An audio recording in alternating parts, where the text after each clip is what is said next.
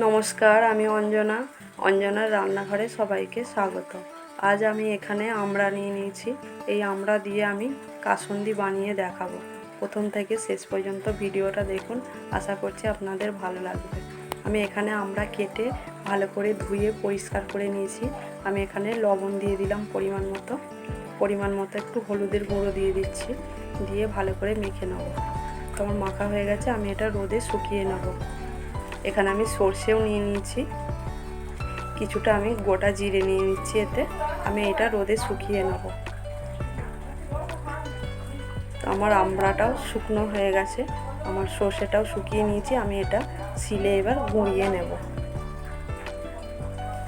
এবার আমি গ্যাসেতে কড়া বসিয়ে দিচ্ছি। এখানে শুকনো লঙ্কা দিচ্ছি, পরিমাণ মতো 5 ফোড়ন দিচ্ছি, আর একটু পরিমাণ মতো সর্ষের তেল দিচ্ছি। দিয়ে আমি আমড়াটা একটু নাড়চাড় করে নেব কড়াতে। তো এই কাসুন্দি অনেক দিন পর্যন্ত থাকে। আমি এই কাসুন্দি মাছের টক বানানোর জন্য আমি এই কাসুন্দি তৈরি করি।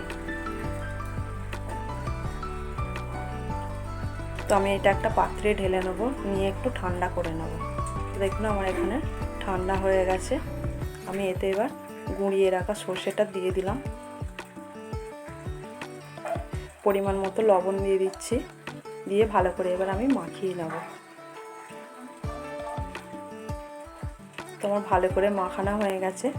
এখানে আমি প্লাস্টিকের একটা জার নিয়ে নিয়েছি, প্লাস্টিকের জারে ভরে নিচ্ছি। আপনাদের কাছে যদি কাঁচের জার থাকে তো আরও ভালো হয়, আপনারা কাঁচের জারেতেও ভরে নিতে পারেন। এখানে আমি আমড়াটা চেপে চেপে ভরে নিয়েছি, ফাঁকা থাকলে হবে না, ভালো করে চেপে চেপে ভরতে হবে। এর উপরে আমি সর্ষের তেল দিয়ে দিচ্ছি, এই তেলটা উপরে ভাসে যেন।